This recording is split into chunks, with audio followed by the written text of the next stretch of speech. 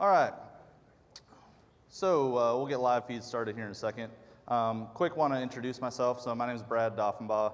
I'm the area manager of the Performance Build Center. So for the people who don't know what that is, it's the engine build facility that is located within the four walls of the Corvette plant.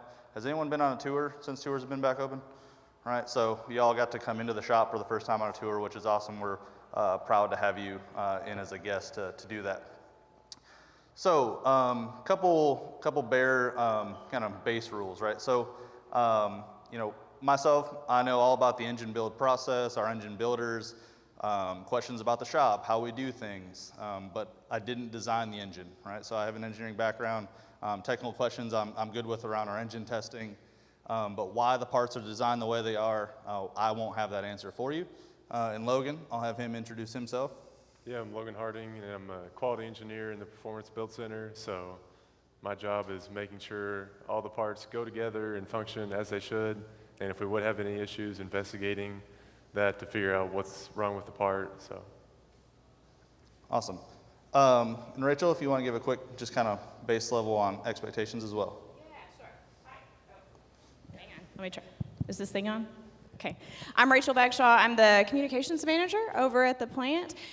So we love coming out and talking to customers and being a part with you all. You'll give us great feedback, right? Some of the things that we do, you even, suggest solutions to problems that we have, and that's all fantastic. What I do want to remind you all is that all of these people, right, are putting themselves a little bit at risk because they're showing off what they do every day. So I ask that you be very kind, right? Not everybody loves to do stuff in front of the public, so we're really lucky to have them. And you know the rules around, we can't answer future product related questions, right? So no sense in asking those things. And if you do, I will politely come by and slap your hand, and then we will continue on with the demonstration. So we're thrilled to be here, obviously. I just ask that, you abide by those types of rules and really focus your questions around the engine build process. These guys are phenomenal, so really happy to be here. Does that work? Awesome. Yep. Thanks, Rachel. All right, so quick background on the Performance Build Center and kind of where we stand right now. So we're a two-shift engine operation. We've got about 70 total hourly employees. So we've got engine builders, we have people that run our tests, we have people that team lead and support the lines, and we have people that build the cylinder heads that we'll talk about here in a little bit. So it's a pretty cool shop. You all have been in part of it. Where you walked in the part of the tour, to kind of give you a frame of reference, is the side of the shop that these engines are built on. So that's line 4. That's the two-shift operation with about 30 engine builders. All the engine builders that are over here work on that line. 2 of them work on day shift, and 2 of them were building those engines late in the night last night and are here to put on the display for you this morning. We also build engines for other high-performance GM products. So we build engines for the Escalade V. We build engines for the CT5V Blackwing. We build 6.2-liter supercharged engines that we send to various marine applications. So there's a wakeboard boat, so you can get in with one of our engines. And then we're also still building crate engines for Chevy Performance. So we build LT4 crate engines. And then, of course, our bread and butter right now is the LT6 and LT7. And for today, we're going to put on display how we put together the LT6 engine. So next, I'm going to introduce, and I'll have them stand up as I go. Our first engine builder is going to be Andrew Klein. We'll give him a round of applause again after we make sure he does a good job. But Andrew's been in the shop pretty much the whole time I've been here. I've been in there almost 8 years now, and he's built a lot of the engines across the shop. Next, we'll have Kenneth Johnson, KJ. So KJ is one of the engine builders. He's been building LT6 and LT7 engines. Next, we got Dennis Sayavong. Dennis has been around for a short time with us. He's a really good time to have. He's a Corvette owner himself, so he's probably got his car out here somewhere. And then we've got Colton Bush. Colton's also on second shift, and he'll be kind of bringing us towards the tail end of the demonstration. So, all right, to get started, let's start with Andrew. So right now, and I'll kind of, remind you again. So this is for display and demonstration purposes only. So we're not going to put engine oil onto this engine because we got to take it all back apart. It's really messy, and we use this over and over. We have these really nice carts that we don't want to cover in oil. And also, we're going to use an impact gun. Every engine that we put together is not put together with the Ooga Dooga, and make sure we got 3 of them on every. It's really just so you can see the process. And I'll talk about the tools and the torque equipment as we go. So to start the process, we would have this engine block, which is sitting on the cart already in the dunnage. Andrew would have a lift assist, bring it over and inspect it. And I'll have Logan talk a little bit about some of the inspection that the engine builder would do while he's picking that up. Yeah, so for the block, one of the main things we look for is porosity, whether that be on the lower side or within the cylinder walls. And we're also looking for any little nicks or scratches on any of the machine surfaces. So especially the bearing surface where the bearing sits down in there, that you have any imperfections in there, the bearing may not seat properly. And then also within the cylinder walls, you don't want to, if there's any kind of scratch in there, you won't get a good seal with the piston rings. So that's what we're looking for on them, that they look everything over, make sure there's no debris anywhere on it. So what Andrew just put in there, you can grab one of that and hold it for me for 1 second. So these are oil squirters. So on the Gen 5 product that we have, there would be 8 of them. This engine only has 4. So it's a dual nozzled, if we can see it on the camera there, kind of dual nozzle oil jet. So that's going to spray oil on the bottom side of the pistons and bores to keep high pressure jets. If you think about it as an oil nozzle jet, just spraying oil on those. So it's connected right off the main oil rifle that Andrew's sticking that down into, and he'll torque those down really quick. So question was, how many engines do we build? Right now we're doing on this side of the house about 60 engines a day between the 2 shifts, about 30 a shift. And then on the Gen 5, so when I say Gen 5, that's the supercharged engine side of the house, we're doing about 30 to 40, so we're between 90 and 100 engines a day right now. So if the presentation, if you were here last year, we were between 70 and 80, so we've been having a good increase in volume really in the LT6 and LT7 product lines. All right, so next what Andrew's going to come, so this is a dual overhead cam engine, but it actually still does have a cam in the block. So I'll have Andrew hold this up for a sec. So it's a short little camshaft. It's got 2 sets of lobes on it that are a bi-lobe. And what this does is it goes in and it drives the 2 high pressure fuel pumps that he's going to put in once we flip it over. So we've got an install tool. He's going to slide it through there. And then Logan, you want to talk about really quick while he's putting it in what they look for on that? yeah, so on we call that the inner drive shaft. Similar with the block, you're looking for any nicks or scratches on the journals and on the cam lobes. Because especially on the journal surfaces, any nick or scratch, you can take out the bearings that are already pressed into the block. So we want to make sure there's no imperfections on there, and then as they're installing it, they want to be very careful so they don't potentially cause any during install. So he's just putting a retainer plate on the front of that so that it can't come back out of the block.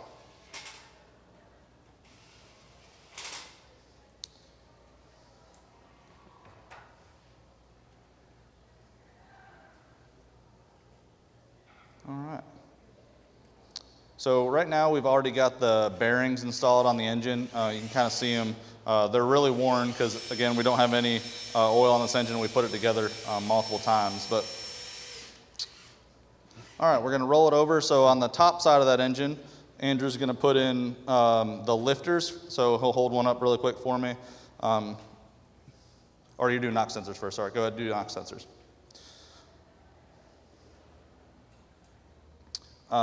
So these are knock sensors, which are basically mini microphones.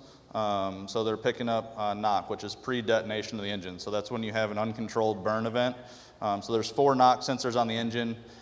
Inside the shop, we have an orientation fixture that we set on it, and it orients them in the perfect orientations. They all point towards the back of the block so that the wire harness that we install later in the process all lines up good.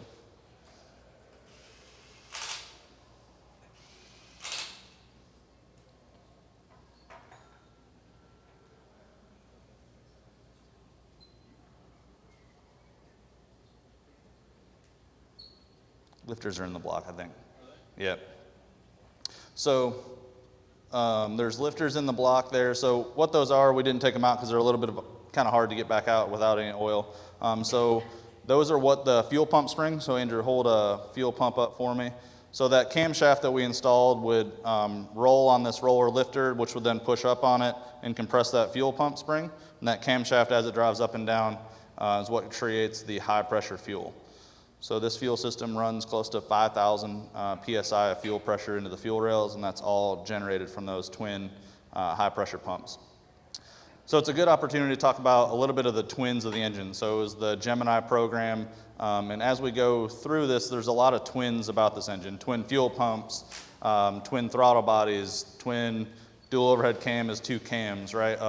It's a flat plane crank, so it's kind of 2 4-cylinder engines joined at the hip. So there's a lot of really cool, as we go through this, pairs of 2 on this engine program. All right, we got the fuel pumps in.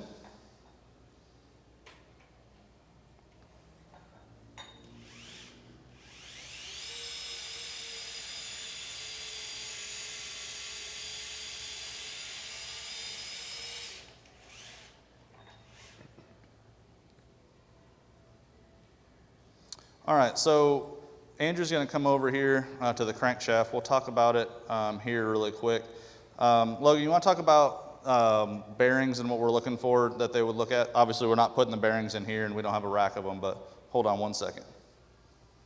Yeah, so with the crankshaft, there's a QR code on it and then QR code on the block that they'll scan that before they install it, and then that goes through a matrix based on the journal diameter of the crankshaft and then the data that comes with the block to choose one of 5 different main bearing options. So we have different thicknesses, so they can pick the exact one that will perfectly fit that exact crankshaft and engine block.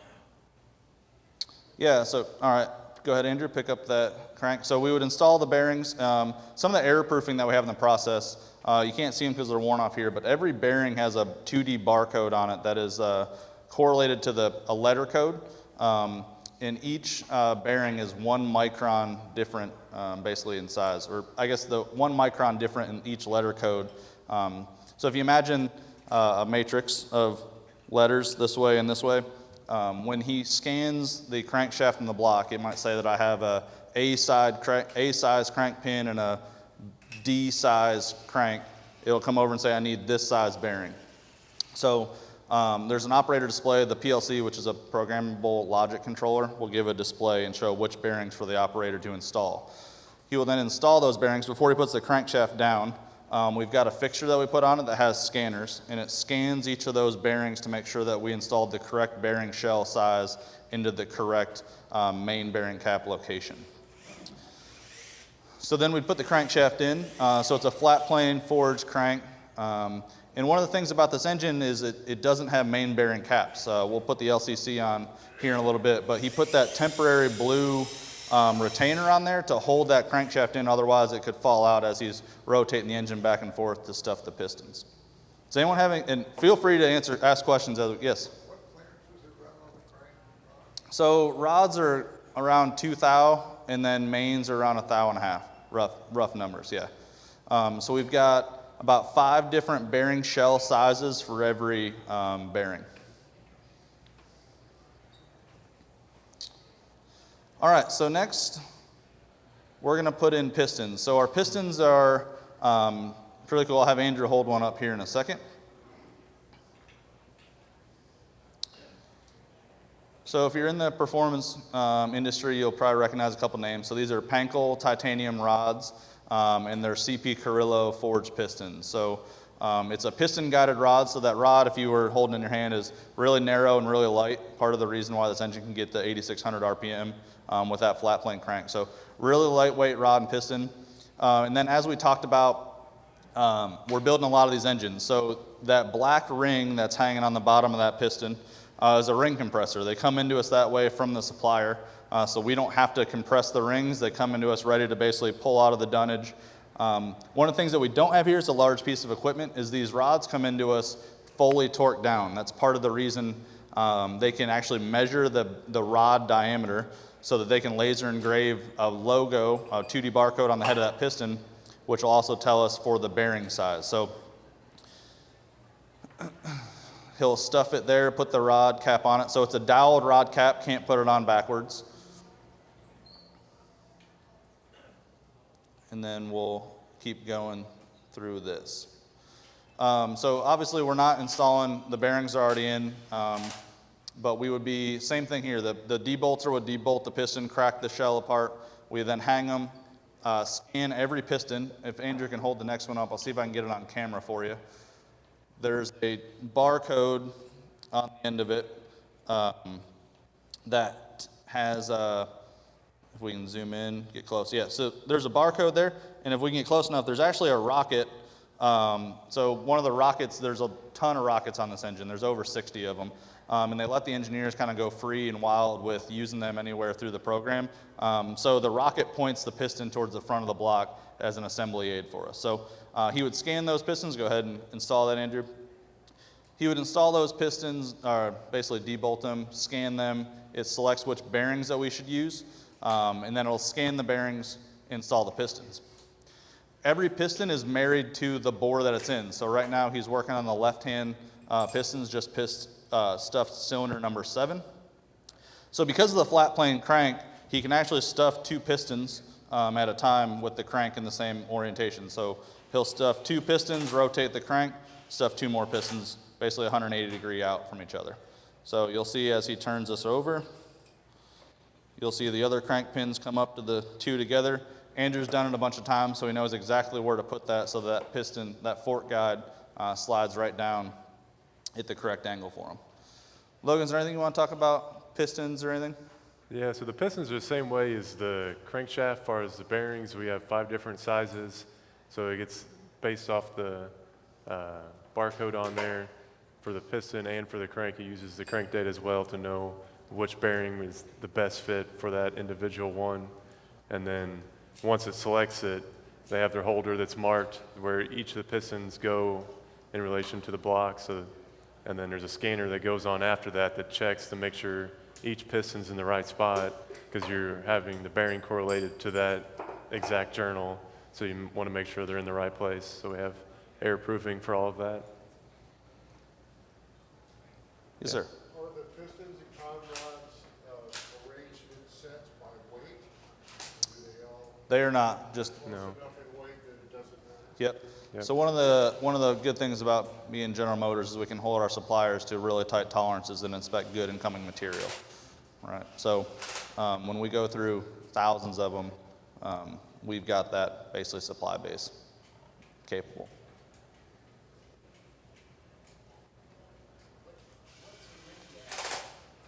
I don't know the ring gap. That was one of those, I didn't design it, but I don't know the ring gap on them.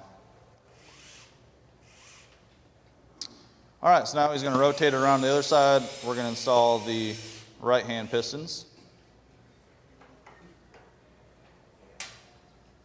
Did anyone else have a question while he's... Yes, sir. Your supplier, I mean, like the block and the pistons? Yep. That's not a General Motors factory? It is not. Nope. So those are not a cast or made by GM supply base. Yep.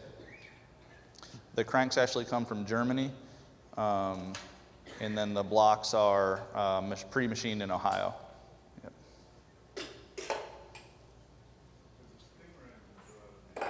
The LT2 and the Stingray comes out of Tonawanda. Yep, Tonawanda engine plant. Good questions. Yes, sir. Oh, that's a good question. So the question was, what's the average time to build an LT6 and LT7? So in a normal 8-hour day, on an LT6, every engine operator can build 2 engines in an 8-hour shift. If you take out breaks and lunch, it's 7.2 hours, about 3.5 hours per engine to complete an LT6. LT7, there's more engine content. There's turbos, there's plumbing. We're working on throughput on that, but it's about 5 hours to build an LT7 right now.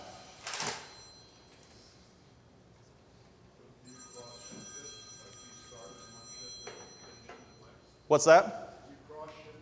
Nope. So one of the fun, so in case everyone doesn't know, so one of the coolest parts about our engines is every engine has an engine builder nameplate on it. So we obviously wouldn't want someone finishing that person's engine.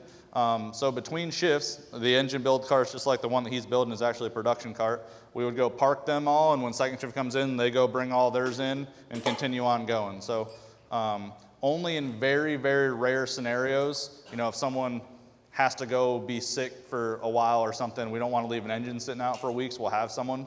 But, the 99.9% of the time, it's, yep.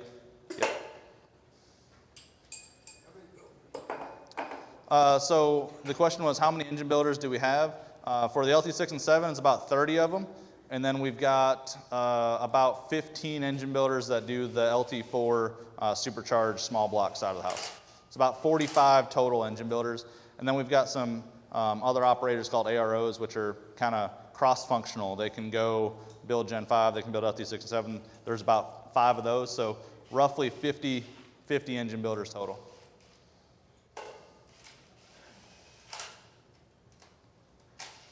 So one of the cool pieces of technology that I didn't talk about is the torque tools. So every torque on every engine is done with an Atlas Copco electric torque tool. So we don't have hand torque wrenches. It's an electronically controlled tool that monitors the torque the entire time. So every one of these engines, because I've done it a bunch, I can go look at the torque data. I can see the curve on what the torque looked like and evaluate all that data. For the rod bolts that he just did, we actually have a 2-spindle multi-spindle. So it actually torques them both down at the same time. It's a torque plus angle fastener. And it's got a cool piece of technology on it called Spot Point. It's a tool tracking system. So as you're going and spinning the crankshaft around, it'll only enable the tool if you're on the next piston in the sequence. So you can't accidentally double hit 2 pistons and send an engine out with a loose rod bolt. So, pretty cool technology that's involved inside the engine build process.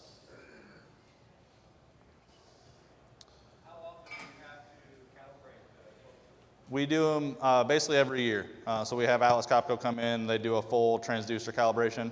But part of our assembly process control plan is we do torque checks 100% on an engine at least once a week. So every fastener on an engine gets make sure our torque tools are doing what we think they should every week. All right, so next, so this engine is pretty cool. It doesn't have an oil pan and it doesn't have main bearing caps. It has what's called a lower crankcase.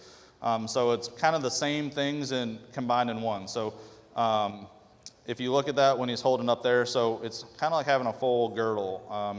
It's got 10 bolts in it. So same thing here. We would put this into a machine. It would tell us what bearings to put in it. And we're not going to put it on right now because it's really messy, but it goes into a big robot and applies RTV. RTV stands for room temperature vulcanization. It's basically a sealant that applies that bead to the engine. This is going to look a little clunky. So in the real process, we've got a lift assist that'll spin the engine over and has guide pins that'll set it down so that he doesn't have to fight it as he's going through. So again, it's one of those things, that is not how your engine would go together if you had one of these. It's doweled, and we'll put in these torques. So, Logan, is there anything you want to talk about LTC or anything? If not, I'll keep going. I think we've got everything covered. So they're a joint pair. So one of the things about it is if Andrew accidentally dropped that and dinged it, we can't just put a different one on it. So they're a machined pair together. Which is part of that engine bearing data matrix we talked about. So you got the upper side and lower side as part of that bearing clearance calculation. So if you were to damage it, you basically have to tear the whole engine down. Yes? So is this engine going to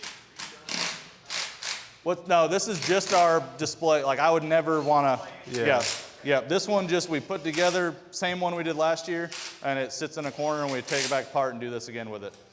Yep. I promise you wouldn't want to fire it up. Yes?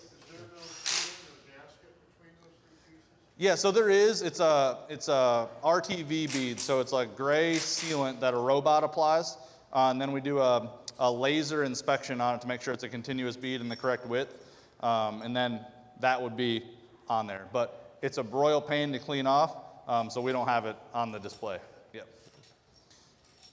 Okay, so next he's putting in the lower crankcase bolts. So Andrew, if you can hold one up really quick, there's actually an O-ring gasket on it because that oil could get out through those bolt holes. So there's a gasket seal on the bottom of that bolt and a machine spot face that it's going to go against. All right.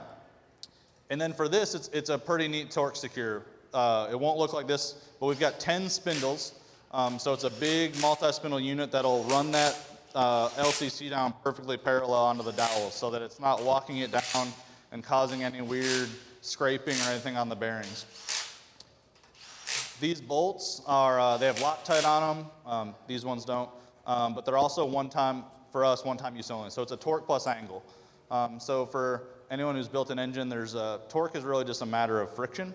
So really what you're looking for is bolt stretch. So in the torque tools, so rod bolts, lower crankcase bolts, head bolts when we get there, it's all a torque plus angle. So we're going to target a certain torque, and then we're going to turn it a certain number of degrees, and we're going to have a range of torque that we expect from that and allow that. So that bolt actually is going into yield. Well, actually, if we get a bad hit, we call it not okay rundown, we'll actually replace that bolt.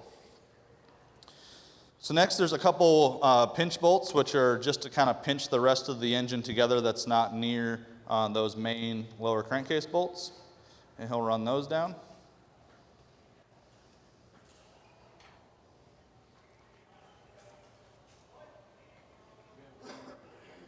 Blue one.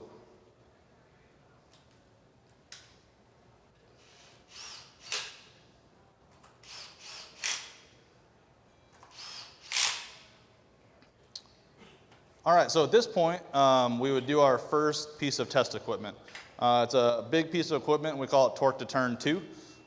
So what it is it will lower down. So I'll have Andrew point, but there's these holes on the back of this orange cart. They're kind of a guide. So this big piece of equipment comes down and engages through those pins. And it's got an electric drive motor that'll slide in and engage on the back of the crankshaft. Then clamps it up, and there's 2 accelerometers that'll go on the front of the block and on the rear of the block. So what it does is we'll have the crank sensor. Do you have the crank sensor in already? So he's got it in his hand, so he'll put that in as I'm talking about it. So that crank sensor picks up on the reluctor wheel. That's how the engine knows the position of the crank. So we'll connect up the machine to that. And what it does is that electric motor does first called a breakaway test to make sure that as he torqued that down, if there was a piece of debris or a deformity or ding in the bearing that made that crank kind of seize up, the first thing we're doing is looking at the breakaway torque. So how much does it take to get the engine crankshaft spinning a little bit? So we'll make sure that it breaks away free, and then we'll actually monitor the crank sensor data, and I can tell you down to like the thousandth of a degree the difference of the spacing between every reluctor tooth on that crankshaft. So if in the process we bent a tooth or dinged a tooth or there was any defect on it, we can find that through that test. It'll then run an NVH test, which NVH stands for noise and vibration harshness, which is the 2 accelerometers. So if for some reason we had a missing bearing, a thrust bearing clacking, anything weird generating a NVH, a noise frequency, we have limits tuned to detect those defects. And then it's also doing a running torque. So it'll kind of just let the engine spin at a low speed. It's about 150 RPM.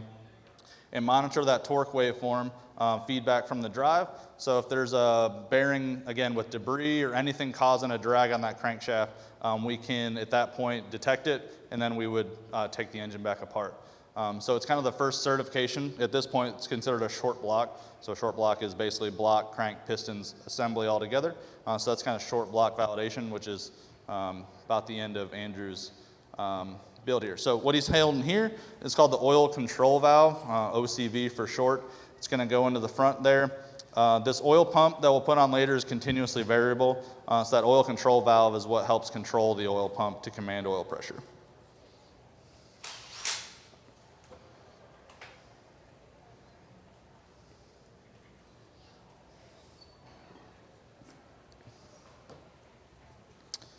Next, he's going to put in, so that plastic piece is the bypass valve. So if your filter happened to be plugged or really cold oil for some reason and it couldn't get through the filter, that's got a spring on it that'll open up to allow oil to bypass the filter. So he'll put that in there.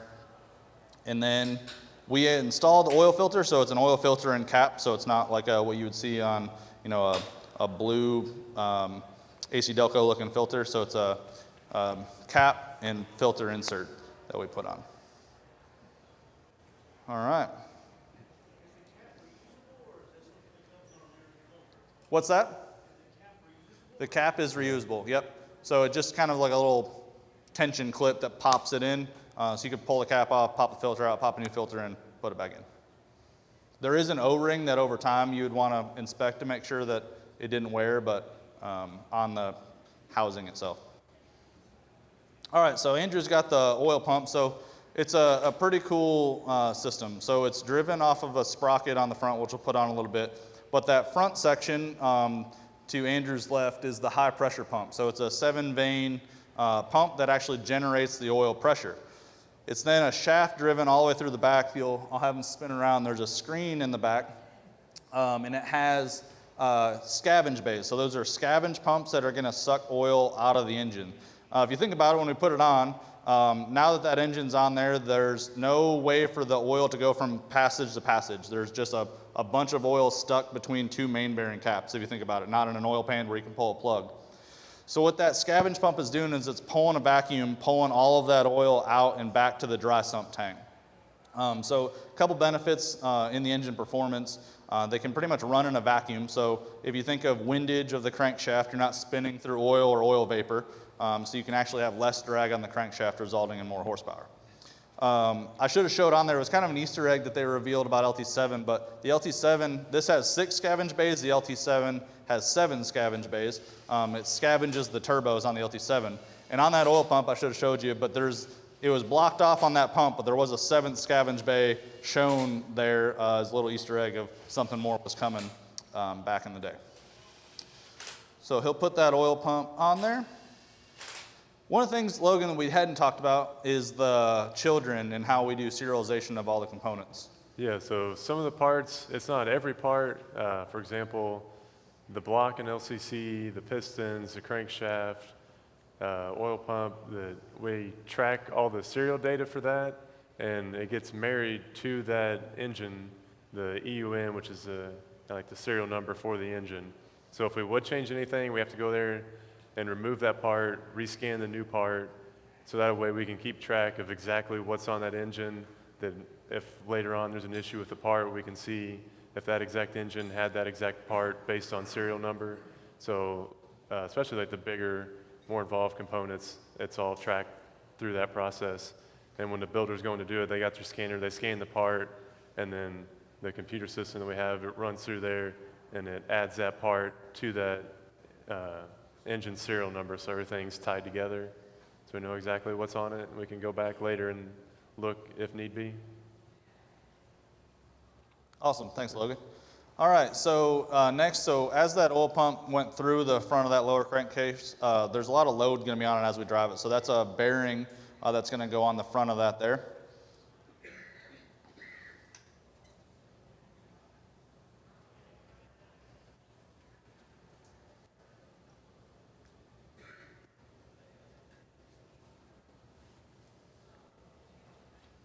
All right, he'll snug that down.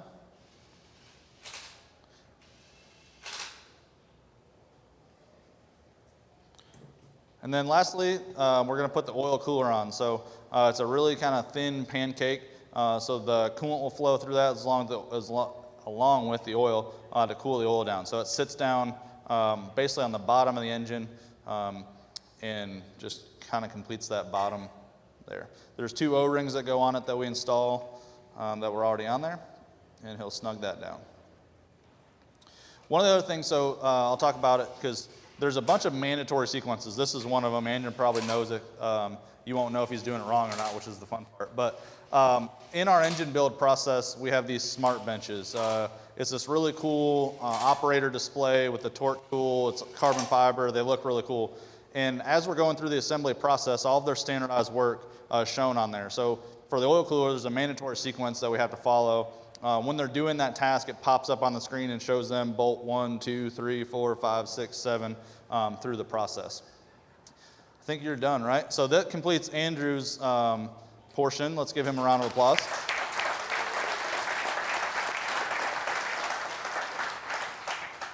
And does anyone have any questions before I have KJ come up and we get started on the next part? Yeah. Quick question, you may not know, but the same engine is used for racing.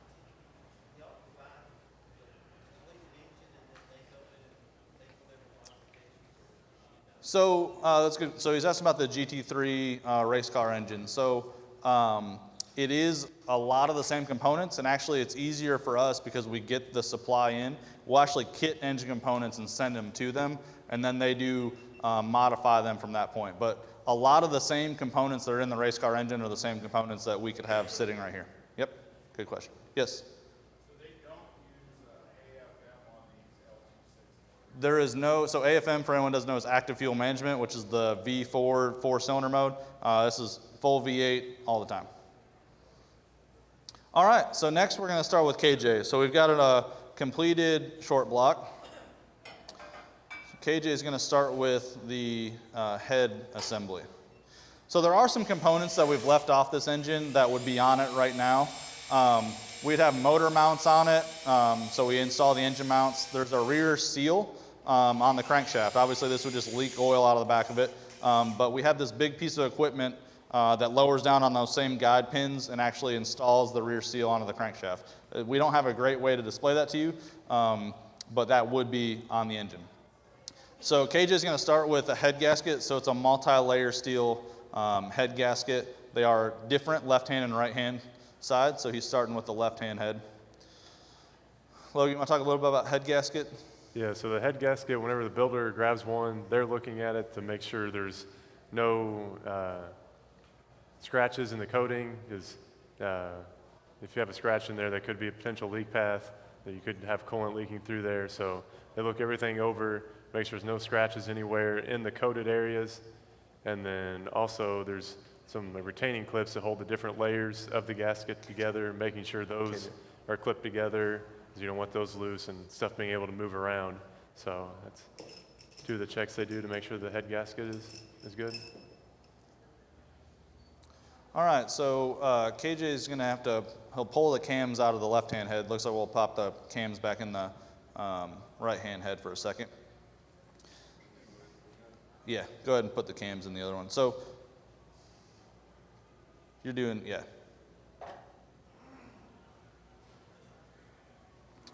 We got out of sequence just a hair. No, you're good. So let's talk about head sub-assembly, because in this state isn't how the heads come to us. So we actually build the heads complete ourselves. So they come in as a bare head casting.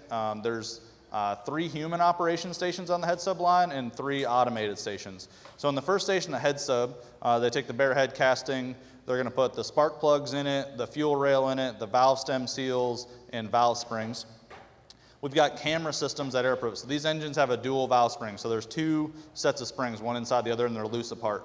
On the top side of it, there's a blue on one and white on the other to make sure that we install them in the correct orientation. So the operator will install all those. There's a camera system above it that'll validate that the springs are correct.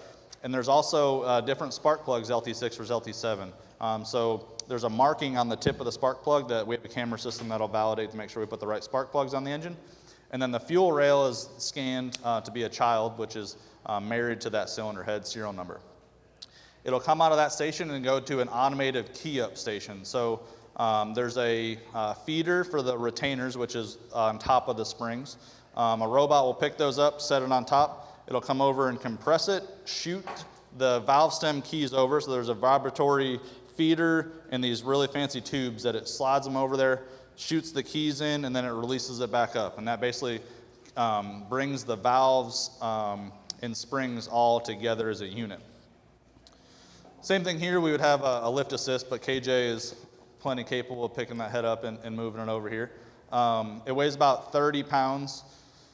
So next, after the key heads are keyed up, KJ, hold on one second, and I'm gonna kind of get us through head sub.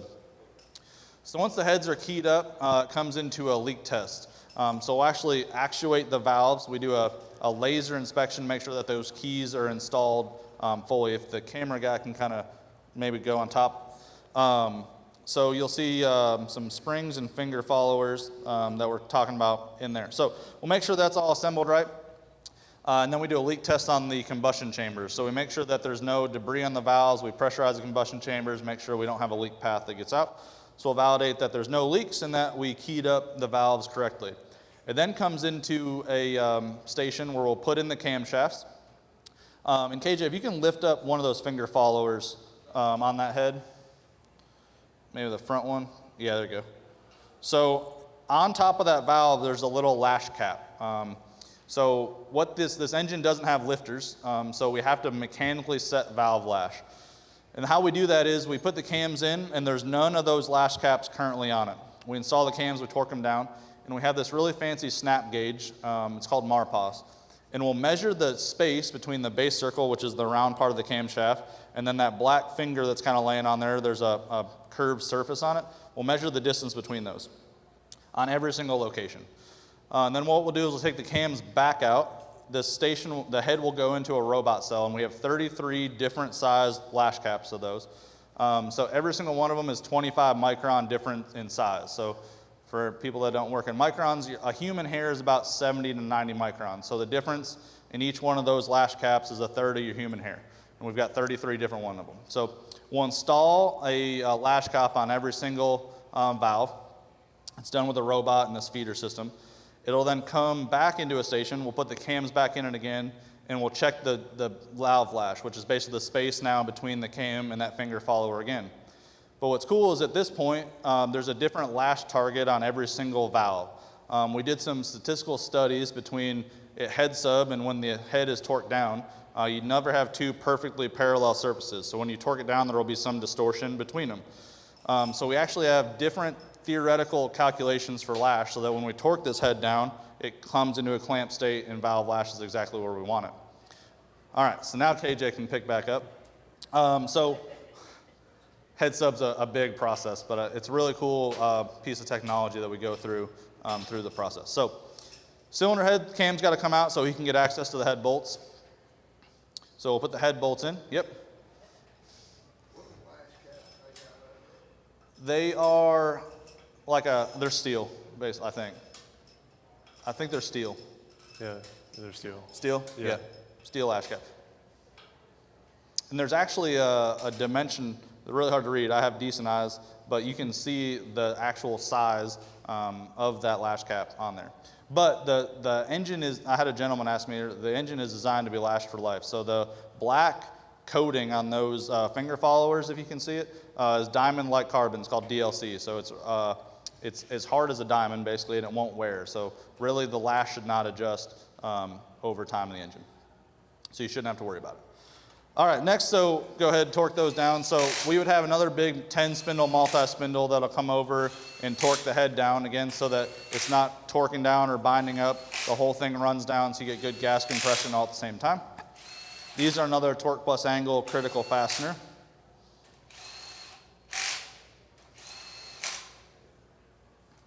All right, so go ahead, KJ. So next we're going to put the camshafts in. So we got these fancy holders. There is a different cam intake and exhaust.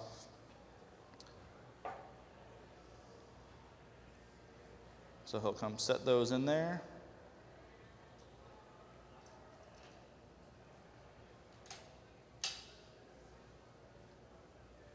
So one way to tell the exhaust is it's got a spring kind of wound on the front of that front sprocket that you see is actually a phaser. So the bolt that's in the front of it is actually a plunger. You can kind of see that round button right there in the middle of that circle. And there's actuators we'll put on the front. That's what controls your variable valve timing. So the camshaft can actually move inside of that sprocket to adjust cam timing. So next at this point we would have a cam press. Because if you watch this, there's not a perfect way you can put the cam in there that the lobes are not loaded onto the springs, which would give us an inaccurate torque. So we actually press the camshaft down. So there's this big piece of steel plate that we bolt to the head, and then a big aluminum fixture that has 4 pushers, and we push the cam all the way down to take all of the spring pressure off. And then we would bring over, we got another big 10-spindle multi-spindle unit that'll come torque all those cam caps down simultaneously.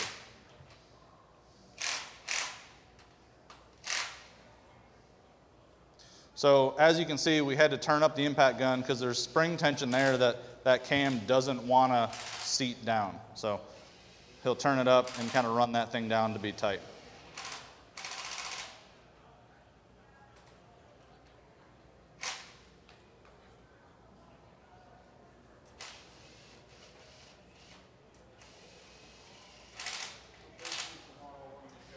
Yeah. What's, yeah. Yeah. Well, so we'll actually leave it all together so that we don't lose any parts. And then when we do the next, so on Wednesday we came over and tore it all down and set it up. Yep. Yep. Yes, sir.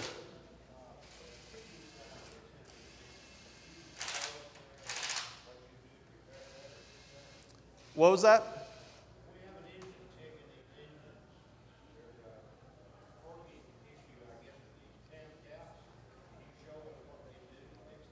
I don't know I know the build process, but I don't know the full service engineering repair procedure that they do on it. What's that?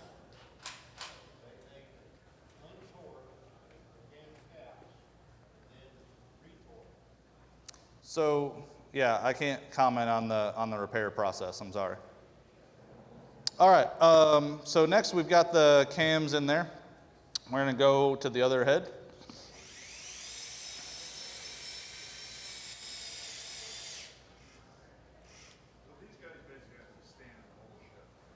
They are, yeah, so throughout the process, so it's good. So this looks like we're doing it in a cell, but on the actual build process, there's 17 stations. Go ahead, KJ, I'll just kind of talk as you're going. There's 17 stations in the process that they'll push this cart kind of station to station through. We do a good job of, we've got ergo matting and things around the process to try to help with that, but yes, they are standing and building the engine all day long. Good question. Yeah, go ahead. Yeah. Yep.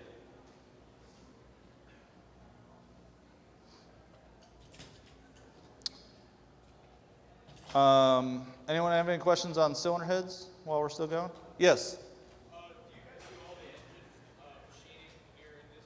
So we don't. So we're a full just assembly. Everything comes into us fully machined, ready to assemble. Yep, so we don't have any machining ops. Good question. Yes? Where are the heads cast? The heads cast, I don't know, but they are machined by a company called Comtech, which is in Canada. But I don't know where the casting comes from. So basically, there's like a dozen plants making parts, and they all stick them in a tree in a boxcar, and they brush the gears, and put it all together. There is, yep. So yeah, we don't manufacture any of the components that go in this engine. They all come into us from multiple different sources, suppliers worldwide. Yep. That's why the Canadian trucks have it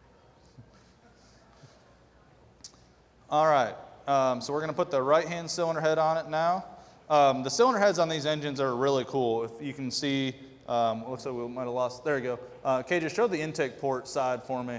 So we'll show when it's on with the camera.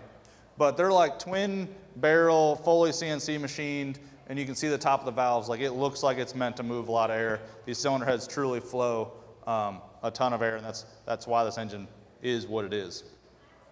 Thank you, KJ. So those tubes you'll see up at the top, the spark plugs are down inside there. So the spark plugs are actually down in the head. And one of the cool things about this design of this cylinder head is typically your fuel rails are up on the top in the valley, and the injectors go through the top, where the injectors are actually on the bottom. A lot of that was so that they could maximize that intake port design to really just move air. So he's going to torque those down. So the exhaust outlets are partially CNC'd. So on the outside there is a light CNC kind of to smooth transition into the exhaust manifolds that we'll put in later.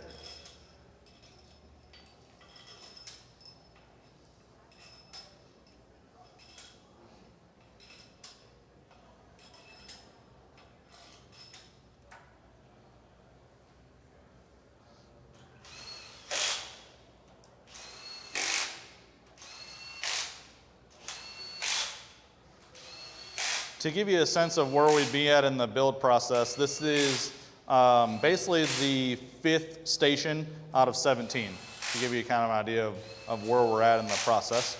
But the front portion of the line is really where a lot of the content of the engine really is.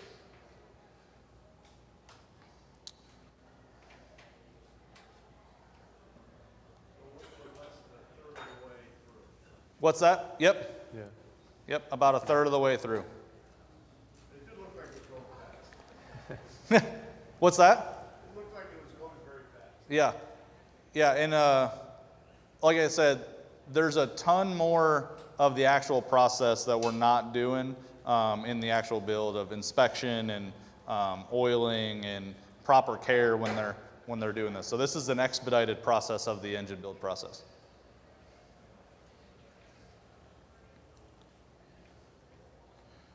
One cool thing about that camshaft is it's an assembled cam, so that the shaft of it is actually all hollow. So it's not a billet piece of metal that's turned down to a camshaft. The lobes are actually machined separately and then pressed onto that shaft, hollow tube shaft, and oriented in the correct position. Helps with reducing mass on the engine. So we'll zip these down.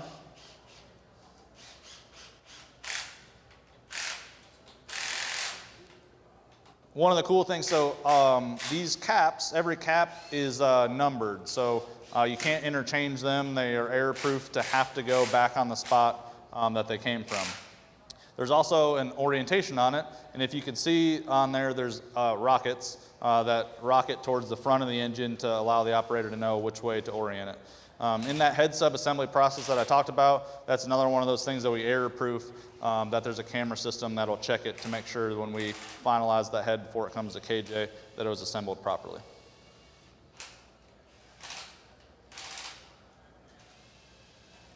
Yes?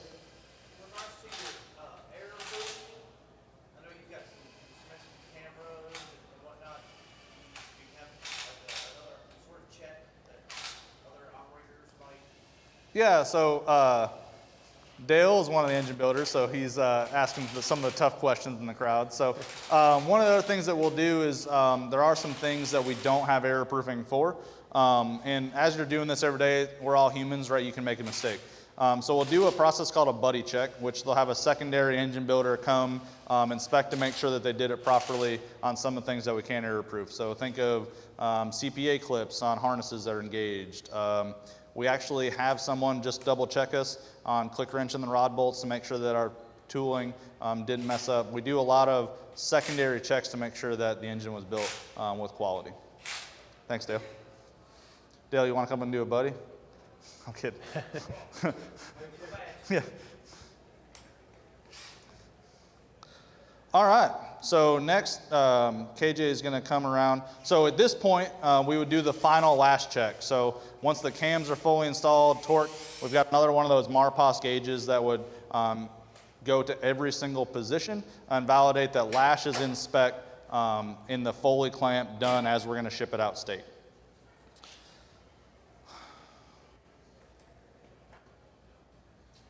All right, so KJ is going to bring a chair around here in a minute. So pinch bolts. So there's a couple small little bolts that'll pinch the outer gaskets that the head bolts don't apply properly to. So he's going to put those couple little pinch bolts in.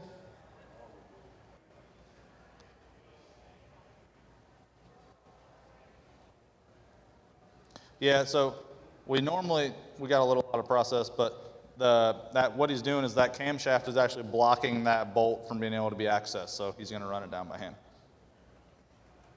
Again, good thing we're not firing this engine up.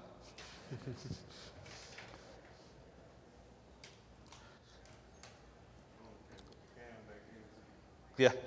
So obviously mistakes can happen. We got a little out of sequence as we're talking, and I've got KJ way out of his normal rhythm. But in our process, that smart bench, it physically won't allow you to do something out of order. So it wouldn't have allowed him to torque those cams down if that pinch bolt wasn't shot. So it's part of that process where we can't mess up the process. All right, KJ is going to come around the front of the engine and do timing. The timing system is really pretty cool on the front of this engine. So he's going to bring this kit over. So it comes into us kitted. when he brings it over, you'll see some colored links on the chain. Yep, you can move back.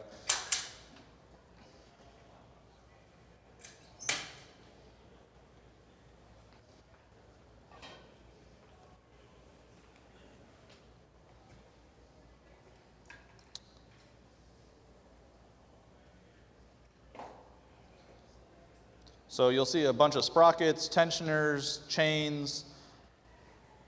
At this point, this engine's already marked, but there's dimples on all of the sprockets and on those camshafts that have a mark where we need to align up the colored links to. So KJ is going to get a ratchet, and he's going to set the cams into a cam lock position. And basically what that does is the fixture that he's going to put on will lock the camshafts into the position where all of our timing locks will line up, our timing marks will line up. So we're going to put those on, and it holds those camshafts so we can orient and move the slack around of the chain so that he can get all the chains on.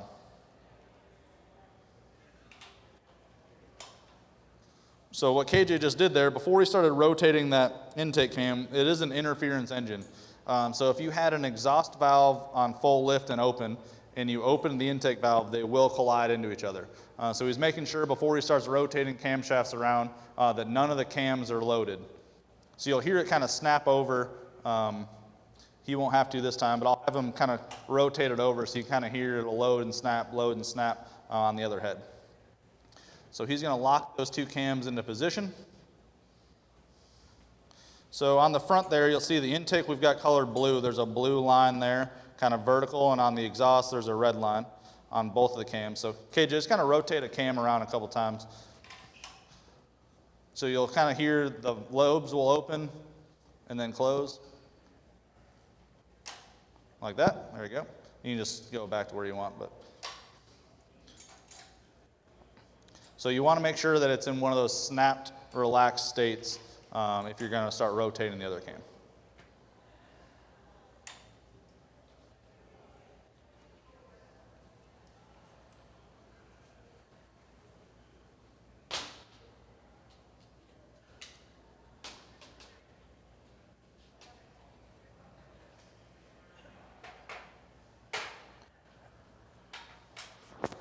Andrew, is crank at 3 o'clock? Is the crank set right? Yeah.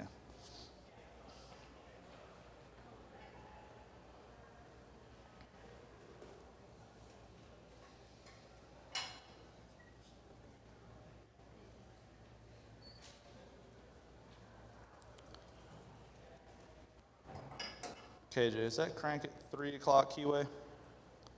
Okay, perfect. So go ahead and start doing time, and I'll kind of talk about it as you're going. So what I asked them is another piece of airproofing. So that keyway that's on the crankshaft, it has to be at 3 o'clock for timing to be done. So we're a little out of process because we don't have the... It's not at 3? We got the tool, spin around. So, yeah. Yeah. So we're a little out of process. So our torque to turn machine that I talked about earlier will actually error-proof this because we don't touch the crankshaft after torque turn normally. And there's a prop switch that'll pick up on that keyway to make sure that in the process the crank is already set in the right position so the builder doesn't have to mess with it. So KJ is going to spin that around for us to get where he needs it to.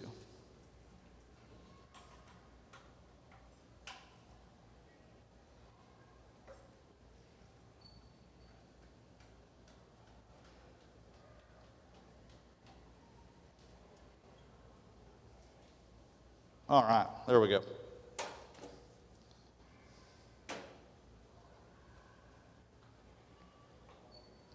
So what he's going to put on first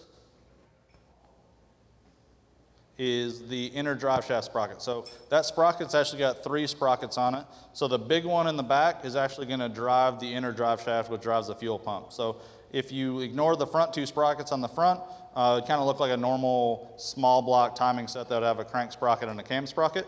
And there's marks that he's going to line up to make sure orient. So that inner drive shaft at the top has a dowel on it. That dowel is going to engage in the back of that sprocket. KJ knows right where to put it. and then it'll torque down. So he's going to adjust that drive shaft a hair.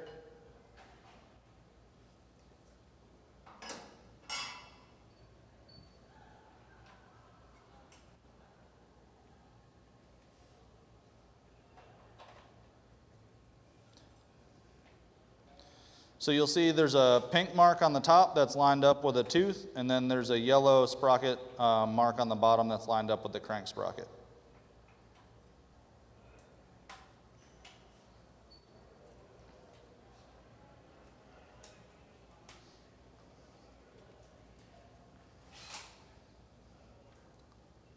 Anything you want to talk about, Logan? I know I've been talking a bunch, but.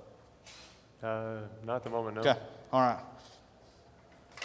Need to ask Logan the hard quality questions. All right, so as he's going through timing, so next thing he's going to do is put the tensioner on it, which puts tension on the chain, and then he's going to start working on the front of that crank sprocket, which is on the bottom side. There's a different style looking gear on the front of it. That's going to go over to the oil pump shaft that he'll put on here now. So the oil pump output shaft is splined.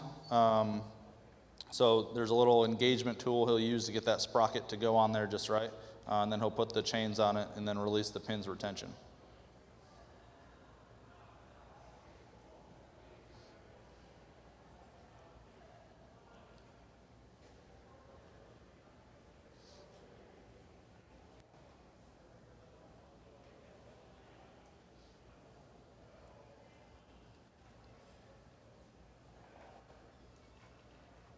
So there's that little tool that he's going to use to be able to kind of spin that sprocket, and it'll get it to slide onto the spline of that oil pump.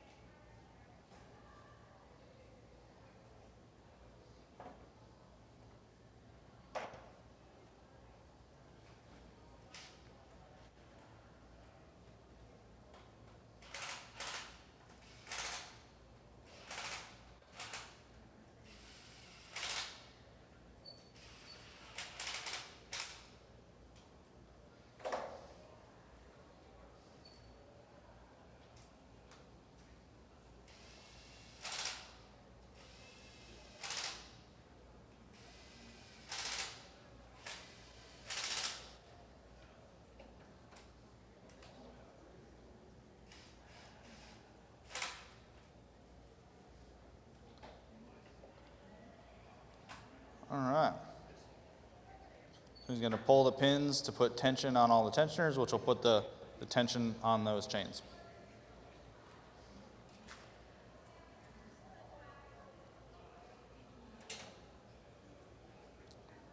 All right, so this is where it's one of the, KJ will make it look pretty easy, but I can tell you I've done it myself, and unless you've done it a bunch of times in a day. To put these, so now he's going to do the cam timing. So the cam, it's got two chains, so one will go to the right-hand side and one will go to the left-hand side. There's two smaller sprockets on that top sprocket that he's going to put those chains on. So KJ knows pretty much exactly where he wants to put that crankshaft so that he can get slack in the chain and have all the timing marks line up. And he'll kind of work that chain around to get the tensioners in and get it done really quickly. This is one of the processes that I would say as the newer engine builders come in that takes the most reps and time to get to where it looks like just muscle memory as he's putting it together. So he's putting some chain guides on there, so that's what the chain will ride against as it's going. So he's going to move some tension up there so that he can move the slack towards the bottom to be able to put this tensioner in.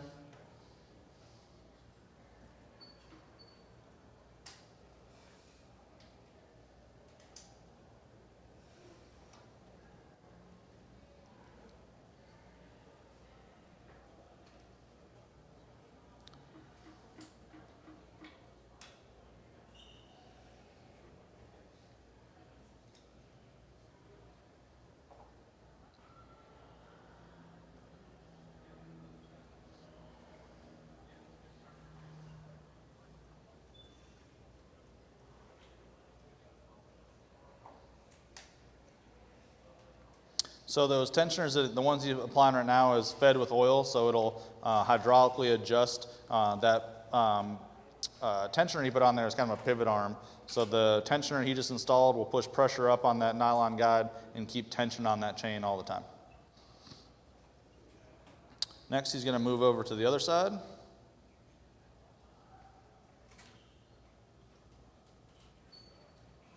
So you'll see those orange colored links at the top. He's aligning to the tooth that he has marked that has the dimple on it. And then on the bottom side, he's making sure that that pink link is on the link with the dimple on that lower sprocket.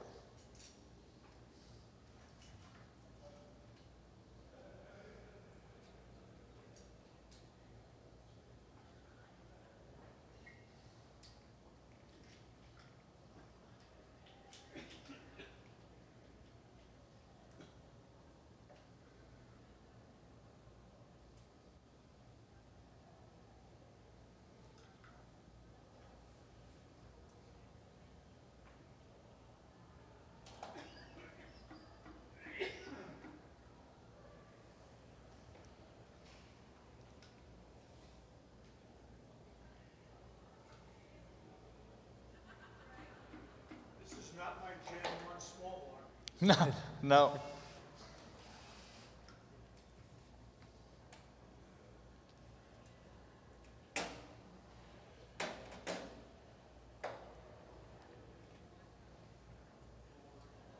All right, so timing's all done. It's pretty neat to see the front of the engine with all the chains on. He'll pull all those timing pins to put tension on the, once he snugs it all down. And that'll put basically full timing is complete. Cameras on this part? Any cameras? Nope. So this is one of those ones where we would do a buddy check, but also they've got a set of mirrors and they're inspecting. One of the things we're driving is this is something that can easily be out of place. I'll talk about how I would detect it if it was wrong in a little bit, but it is a challenging part of the engine build process. Yes? What is the surface materials that chain guide, chain rides on? It's like a Delrin nylon style material. I don't know the exact material properties, but that's the best I can equate it to. All right. So this is another point where there's sealing surfaces that we have to seal up. So I'll have Logan talk a little bit. Do you want to talk about front cover gaskets and RTV? Yeah, so the front cover we have here on the stand, and you'll see in a minute once KJ picks it up, but there's a gasket along the top and all along the bottom, all along the edge of the surface. And then there's two smaller ones for the water ports. And then there's also a couple points on there that we put the same RTV that we used on the lower crankcase, just to bridge those gaps where it meets up between the head, the block, and the front cover. Yep.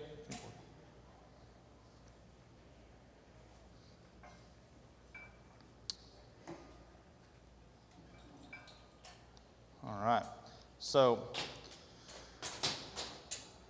KJ is going to bring over that front cover. So this is another cool piece of equipment. So on this front cover, it's got an integrated, the water pump's integrated into it. So there's a couple water pump seal gaskets. There's coolant that'll flow through it, as you can kind of see the passages on it. And it's got 26 bolts on it, and it's a mandatory torque sequence. So you got to be able to do 26 bolts in the right order. So this is another cool piece of that tool tracking system that we have. It's called Spot Point. So in this process, you would put a little transmitter on his engine. There's a camera system up above, and there's a transmitter on the torque tool. And you can go ahead and start doing it. Sorry, Dennis's front cover. Sorry, I got it myself. Let's give KJ a hand. We'll hand over the...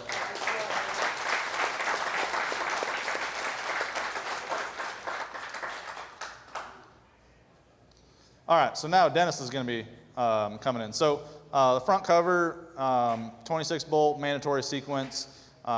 Dennis is going to do it in the right order without Spot Point because he knows how to do it and he's done it probably hundreds of times. Yes, sir.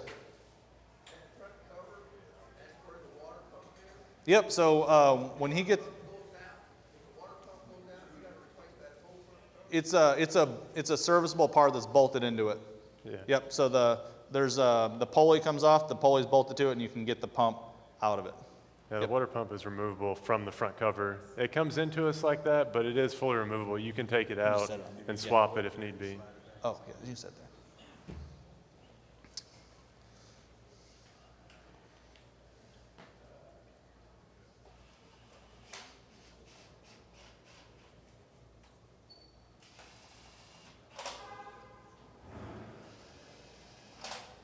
All right, so we're torquing that down. So let's talk about the spot point system.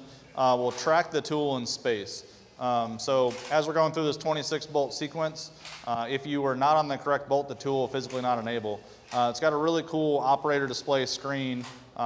If you think about like the old Duck Hunter game or something, you kind of see an orange bullseye going across the screen, and it'll only go blue when you're on the correct bolt.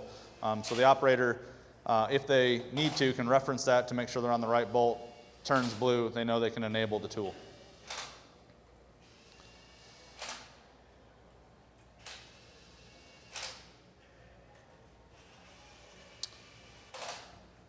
This is also pretty cool. It's normally for some of the critical fasteners is the torque plus angle strategy. We actually implemented a torque plus angle strategy on this front cover. It's a large piece, so make sure it's good clamp across that front cover.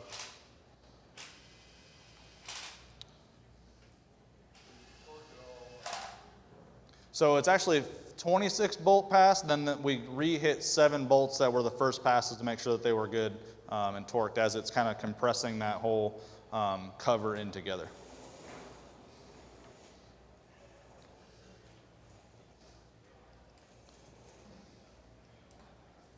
All right, so next Dennis is going to put on the high pressure fuel lines. So these fuel lines will connect to the fuel pump and then go around the front of the engine outside of the front cover and connect to the high pressure fuel rails. It's a ball and cup style design. So and on the next part, I'll kind of have them show up, see if we can get it on camera.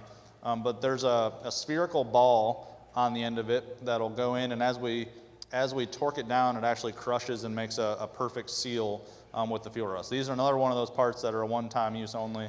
If you needed to tear down the engine, you would need to replace those, as it does form to make a seal the first time you use it. You say that line was 2,000 pound pressure? It's about 5,000 PSI. Yep.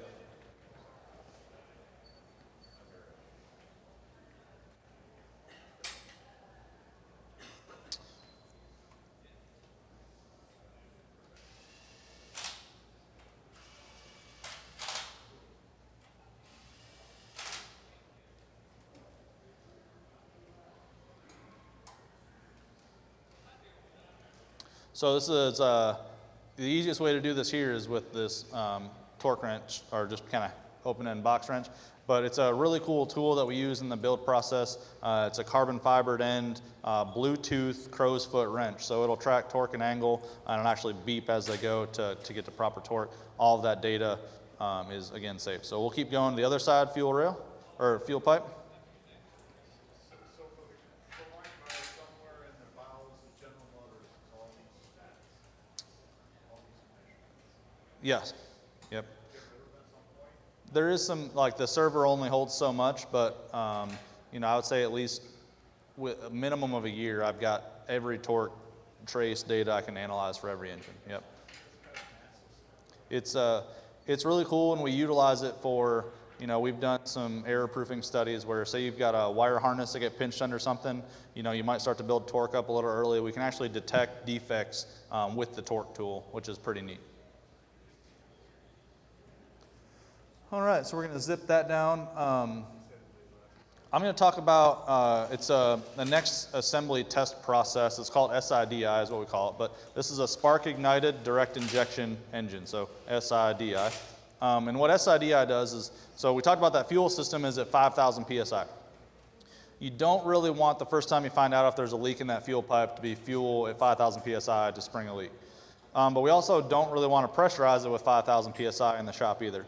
So what we'll do is we hook up to the low pressure pipe, which he's going to put on here in a minute. So we'll feed helium into the fuel system. So we'll feed it in, it'll go through the fuel pumps all the way down to the fuel rails. And then those nuts that he just torqued down, we'll put these clamps on. They go on it and they pull a high vacuum. And then what we're doing is, because there's helium inside the fuel pipe, if there is a leak, we'll get helium to leak out. So helium's a smaller particle. It can get through a tiny crevice easier than gasoline. So I can test it at 90 PSI instead of 5,000. So we'll put helium in the fuel system, pull a vacuum on it, and then we run that air through a mass spectrometer. A mass spectrometer is something that can basically shoots atoms, and depending on the arc, can tell what the material property of the element that it sees is. So it's calibrated to a leak rate. We calibrate it every day. But we can basically see if we've got a leak of helium and we're detecting helium leaking, we know we've got a bad fuel pipe. So it's not the most exciting test to watch, but it's a really important test for us to run. All right, next. Logan, do you want to talk a little bit, as he's going through pulleys, a little bit about the harmonic balancer that he's going to put on here in a minute? Yeah, so we haven't got to it yet, but a balancer that goes on the front end of the crankshaft, for dampening the engine with the LT6, a flat plane that creates a lot of vibration, so we want to try to reduce that as much as possible. So we have a few different ways. You got the balancer, the engine mounts will help with that some as well. So if you had any more we need to cover on that? No, I think we'll just talk about it as when he picks it up here in a minute. So there's that water. So if you can kind of see on that front as he's going, sir, the water pump is going to be what he's going to put this pulley on, but you'll see some exterior bolts that you could remove it if you need to. There was a question that I didn't get to. Yep.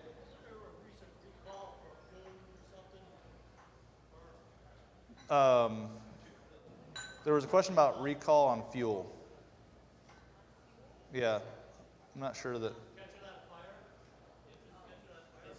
Fuel leaking to the cooling system, the cooling fans. Oh, test. Yeah. So yeah, we do have a recall. Currently, there are certain Corvette variants that have a recall related to fuel issues, repumping issues. Basically, what we're directing folks to do is just follow all of those instructions in your owner's guide, right, on how to fuel your vehicle, which is a natural thing, but look at that. If you're worried about your own vehicle, you can look at NHTSA's website. That's the National Highway Traffic Safety, and that will show you if your VIN specifically is being recalled and what to do in that case. Yeah. Thank you, Rachel. All right, so he's putting that water pump pulley on. So the balancer, the harmonic balancer that he's going to grab here in a second is this big silver billet piece. That's what Logan was talking about, is designed to reduce the vibrational harmonics of this engine. Fun fact about it is it's actually the largest torque on the engine. So that bolt that he's going to put on it. One of the cool things about this engine is the Gen 5 engines, it's a press fit. We actually have to use about 4,000 PSI to press the balancer on. This isn't for display. It actually is like this in production. It just slides right on. So we'll then torque down that balancer bolt. It's another big torque. It's a torque plus angle. It's somewhere between 300 and 400 foot-pounds of torque to complete. We lock the crank. So in the crankshaft on the backside, we'll bolt in this big metal plate, and that'll allow us the crank to lock in place so we can actually torque that without just, otherwise you couldn't generate enough torque, you'd just be spinning the engine over. All right, next is just a little oil tank support bracket that he's putting on there that we'll connect to later.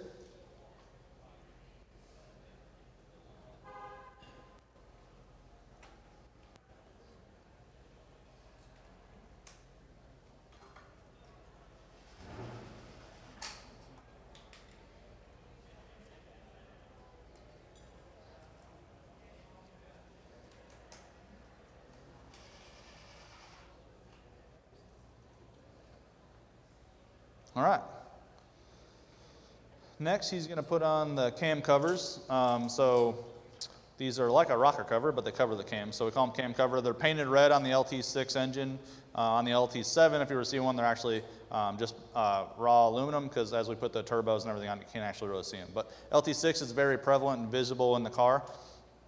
There is a nice bodied rocket on the right-hand side that we can show you in a little bit. So he's going to set that on there. Again, we would put RTV on the front of that. So where that Front of that cam cover met the front cover. We'd apply a small dab of RTV and then apply it down. This is another mandatory torque sequence. These bolts would have Loctite on them as he goes through. The cam sensors are already pre-installed for us, so there's 2 sensors that'll pick up on the trigger wheel of the camshaft that we'll connect to.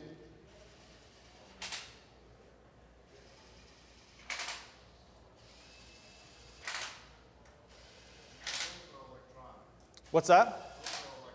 Yep, yep. So those are like a magnetic pickup, so it's kind of on or off when it's a signal high when the trigger wheel's up and drops low when it drops off. Yep.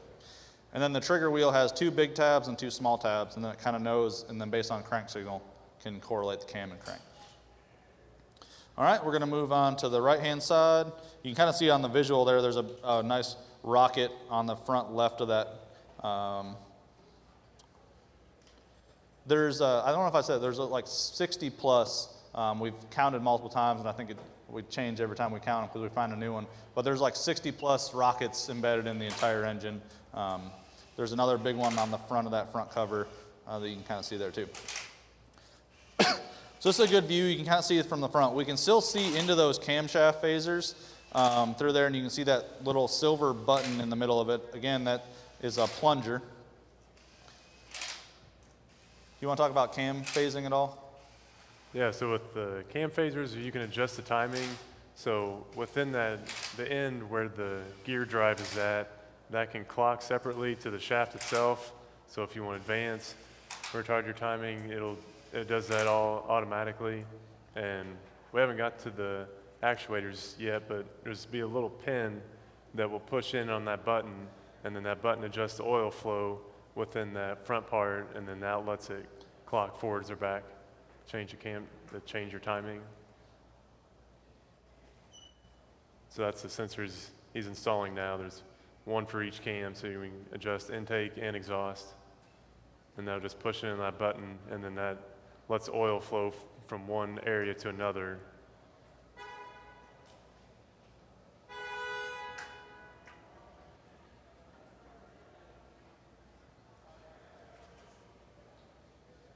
It's pretty cool. You can't really tell, and Dennis has done it, so he does it right every time, but you can kind of see that there's the connector on the black pieces. There's one that's pointing up, one that's pointing down, but you could orient it either way. They helped us out. There's a cast feature on that cam cover that physically won't allow that to go in upside down or incorrect. So one of the things that was engineered, airproofing it. Yeah, go ahead. With all the quality assurance checks that you have throughout the assembly process, is there any point where, sure, if there's an issue with this part, you just change the part. Is there any point that you hit where you have to scrap a whole engine? So I'll talk about kind of scrap and whole engine in the final test. But throughout any of the process, right, is at these kind of milestone test points, right? If we detect a defect, for example, SIDI fails and you've got a bad fuel pipe, we obviously would scrap that pipe out. If something fails that we have to tear the engine down and it's a one-time use part, we'd scrap that as well. But we try to reconstitute or use the same parts if we can. Yep. Yes. Obviously, these guys are very good. What does it take to get in the position? Well, not in the position, but to learn what they're doing and what kind of training. Yeah, so I'll talk a little about that. So every operator, engine builder is, we do an interview process. So they've got to be interviewed to come into our shop. And then the JIT, which is Job Instruction Training Process, is a GM process that we follow. But it's all dependent kind of on the person themselves, their engine familiarity. But I would say roughly for this engine, it's about 6 to 8 weeks before they're building it on their own. And then really probably 10 to 12 weeks when they're starting to actually be at rate with the rest of the line. So it's a lengthy process, but those smart bench systems that I talked about really help because there's operator displays, all the instructions are there, and it kind of walks you through it. So at any point you can reference, which has really helped speed up our training processes for this program.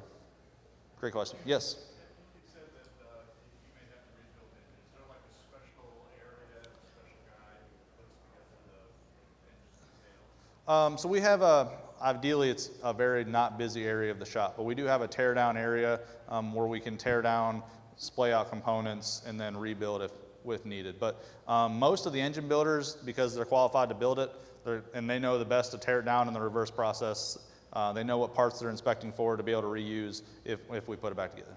Yep. Ideally, that area has zero business, right? But it's manufacturing. There's always some things that happen, right?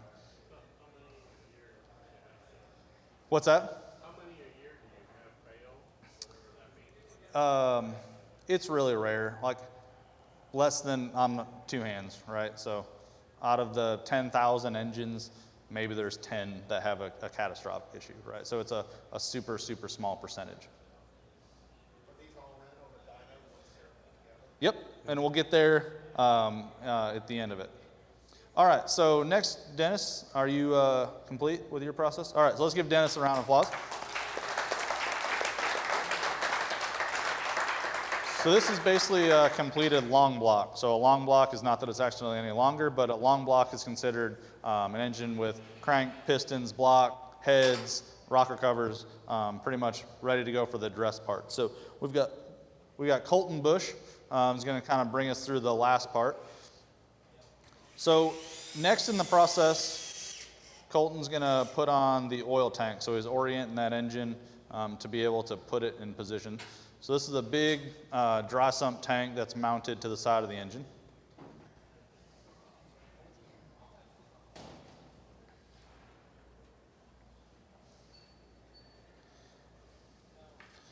So while he's doing that, I'm going to talk a little bit about leak tests and cold tests, because that's kind of the next part of the process.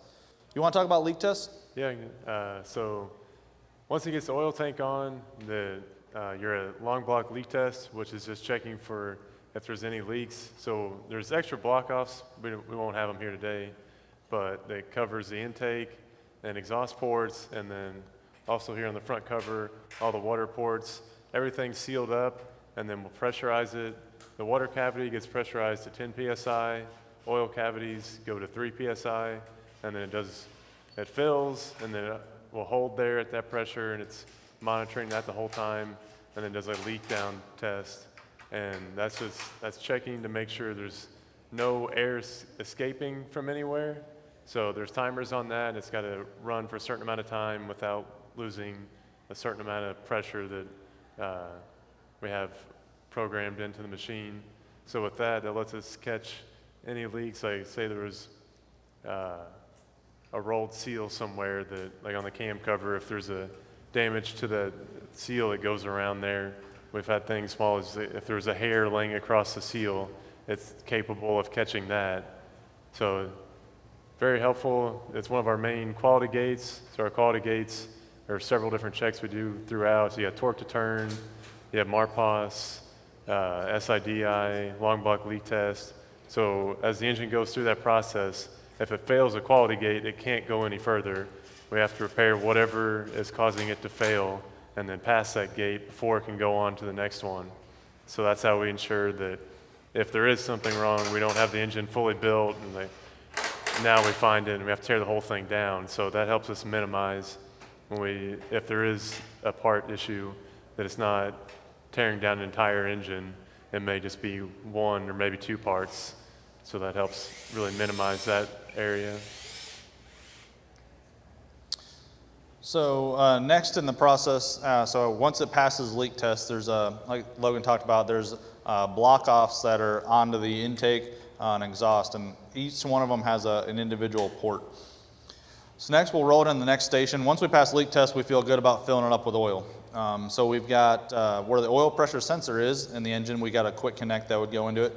We high pressure fill that with Mobil 1 5W50 oil, which is the factory fill of the LT6 and LT7 engine. And what's good about pressurizing it through that is it actually primes the entire oil system. So we use high pressure oil to pump it through the engine to put oil everywhere we need it to be. So we'll do that, and then that dry sump tank will top off the rest of the oil into that dry sump tank. Well, next, before Colton puts on the starter, I'll talk a little about cold test. It's not that it's cold in there, but cold test is another big piece of test of equipment. So this engine build cart is actually the test pallet as well. So we'll roll this into a big piece of equipment. this big orange pallet that you can kind of see, those circular guides that I talked about, this machine will grab it, and then Colton, can you point to the pin on the side of the engine there on the build cart, right back here, behind, right there, that big, right there. Well, so that pin will actually get pulled out, and then it'll actually lift that orange pallet. We call it a toaster slot. So if you can imagine that orange thing lifting up a little bit, and it basically allows the build cart to not be influenced, the test not be influenced from the cart. So any rattles or tools or anything on it won't impact my test. It'll go in there, and what's cool about this line is every operator is actually the cold test operator as well. So they'll go in there, we put probes on all the spark plugs, we put pressure transducers on every intake port, every exhaust port, we hook up a highly sensitive oil pressure transducer, we connect to the oil, or the crank sensor, oil control valve, all the cam sensors, cam actuators. It's a big medusa of wiring and everything. And we close the doors and we start the test. So one of the first things we do is I can actually tell you the gap of the spark plug. So we fire the spark plugs, and based on the current feedback, we validate that the gaps are correct. If there's any cracks in the ceramic of the spark plug, we can detect that. We charge an electronic ring around the ceramic of the plug. If it can arc to the inside of it, we know that we cracked the plug. So first thing, we check to make sure that the spark plugs are good. We then do a breakaway test. We make sure the engine somehow didn't get locked up. Make sure it's freely spinning, and then we'll check cam and crank timing. So we'll make sure that KJ, when he put all those timing links on, made sure that they all lined up right. So validate timing's good, and then we've got good signal. We'll then allow oil pressure to build up. So once we got oil pressure, we'll take it up to the highest we take it is 2,000 RPM. So it's done this with a big electric motor in the back. So big electric motor spinning the engine. 2,000 RPM is the highest that we take it. We'll do an NVH test, if you remember noise, vibration, harshness. So we're looking for any weird noises. We then actuate the variable valve timing. So we'll take the cams from fully advanced to fully retarded timing and allow them to turn. We've got test points on how fast they react, how far they react, where they return to, everything about the timing system we validate.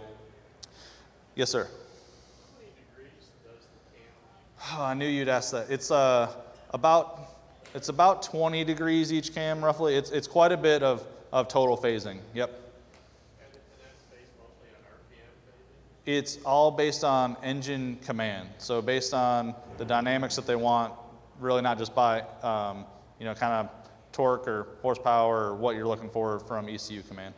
And I'm not a calibration expert, so but it will fully command all the time. The cams can always be moving.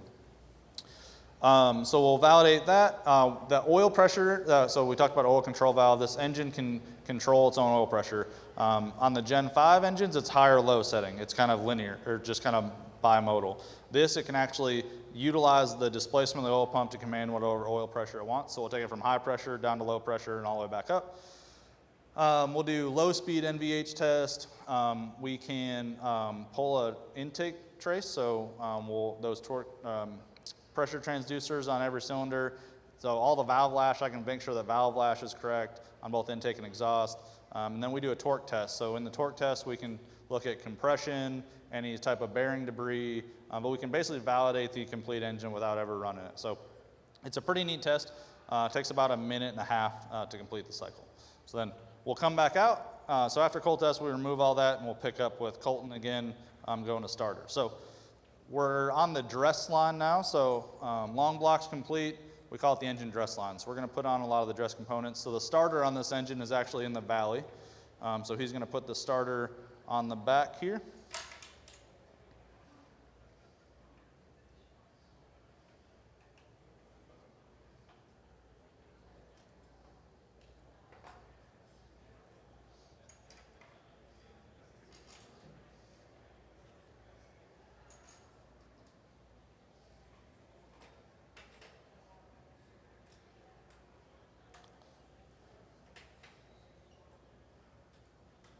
So one of the things we don't have on the engine, because it's a decent amount of work and they always come apart as we try to take it apart, is we don't have the wiring harness on the engine. So in the normal build process at this time, you would have a wiring harness that's plugged into all the cam actuators, cam sensors, knock sensors, and it's called the 55 way because there's 55 pins on it. It's a big harness connector that the main harness of the car would connect into. That would be kind of on the back side of the starter if we had that harness on the engine.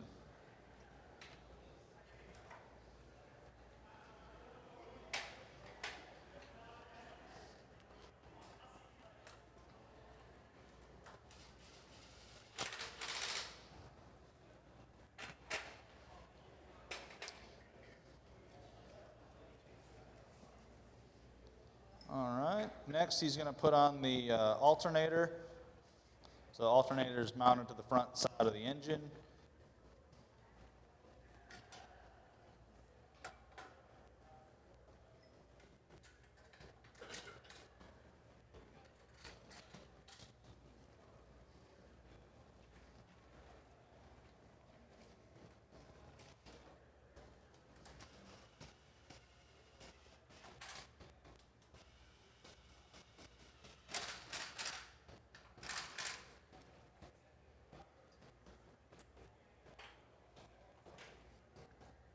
All right, next he's going to put on the 8 ignition coils. So, who's Mike? Oh, there we go. So the engine doesn't have spark plug wires, and then doesn't have a separate coils. They're all integrated into that unit. So ignition coil is that black plastic piece at the top, and then the rubber boot is what connects it down instead of spark plug wire. So he'll drop those down through those tubes.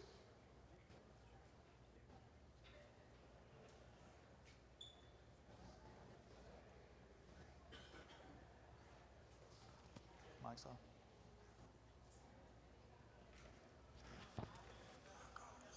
Lock off. Oh, yeah. So KJ let me know, because it's very important. He let me know, and this is what's fun about the engine builder. So typically right now we would have intake port covers on the engine so that as he's doing this, we don't inadvertently drop a bolt into the intake manifold. So we don't have those with us. We trust Colton right now. But there are some other things, again, in the process that's very important to the builders to make sure as they're doing, to make sure no foreign objects can get into that engine as it's going. We also have a clear expectation to all the builders. So we talked about earlier shift to shift. So when they park their engine build cart, it's expected to have the port covers on it, full engine cover. So when it's sitting by itself, we keep it sealed up. So he's going to run all those down. If we had the harness on the engine, he'd be connecting the harness into all those ignition coils.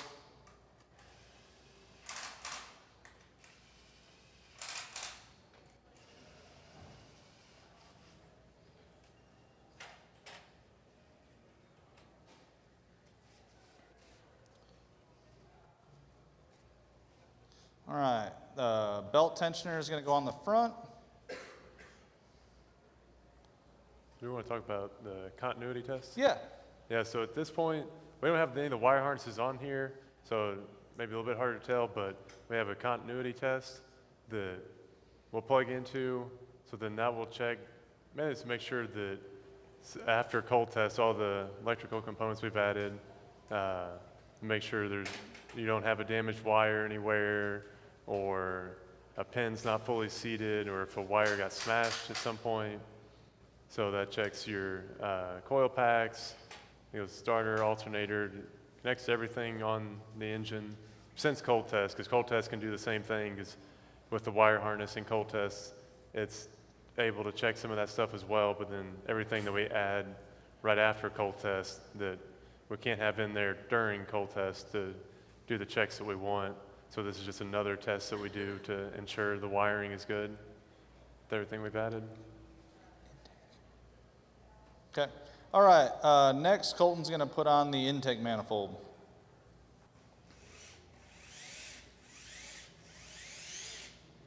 Intake, Colton.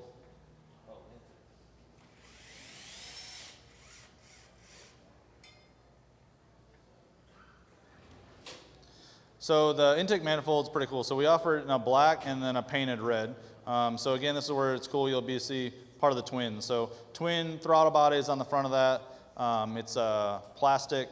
And what's cool is on the top there is where you'll see, I'll have Colton point to it, but that's where the engine builder nameplate goes. So if you've got a LT6 or LT7, proudly displayed right up when you open the hood, or I guess not hood, but rear hatch of the car, you'll see the engine builder signature that hand built your engine. So it's one of the coolest parts in the process. We talked about job instruction training earlier, and really it's the cool moment for an engine builder when they've come out of training, they get their engine builder nameplates, and they actually get to start putting their signature and their name on the engines that they build. What's that? Not necessarily.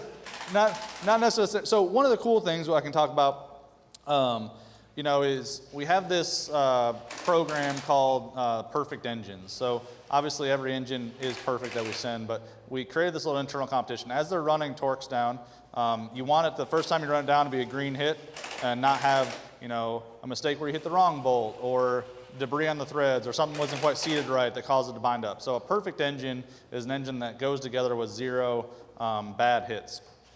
So we've created a fun competition where how many in a row of perfect engines can you get? So it's a fun engagement. Dennis is up there pretty high in perfect engines every month. But we have this engine, one of the ceremony cool things, we have a wall inside the shop. If you saw it on the tour, it's called the Perfect Engine Club. But there's basically different levels. They get to put their engine builder nameplate on it when they've achieved a certain streak of perfect engines. And then there's a king of the hill who did 29 perfect engines in a row. So it's pretty cool. That's almost 3 weeks straight of building engines without a single oopsie. So that's what's that? Jeff Smith is current king of the hill. Yeah. All right, so next, Colton's going to put on the exhaust manifolds. Inside the shop, we removed them for, question, yeah. I'm sorry, going on that, how many torques roughly to get a perfect engine? On one of these, it is 381, right? Right? 358. What's that? 580, yeah, 580. Gen 5 is 300 and some. So he just, Dale asked me, put me on the spot there. So on this engine to be complete, so when we're done with it, there's 580 total torques on the engine that has to be perfect to get a perfect LT6 engine.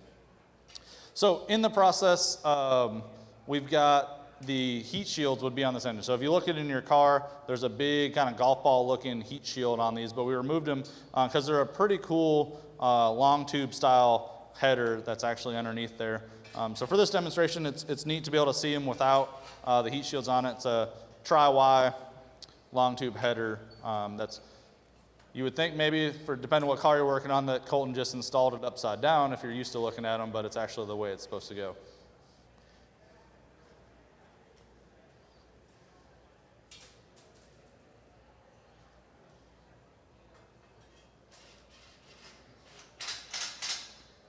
So as he's buttoning up exhaust, I'll talk a little bit about kind of the end of the process because we got a few minutes and I want to make sure there's any final questions. So the final station after you do exhaust, put the engine builder nameplate on it. We'll remove the engine from the cart. We're not going to do it here because we don't have a way to pull it off, but there's a large dampener, if you want to call it a flywheel, that gets bolted to the back of the engine. And that's what the transmission spline shaft engages into. So once the engine's done, we send it to another process called CARE, which does a full inspection on the engine, weighs it to make sure it's got the right amount of oil in it, and then make sure that there wasn't anything missed in any of the other build process.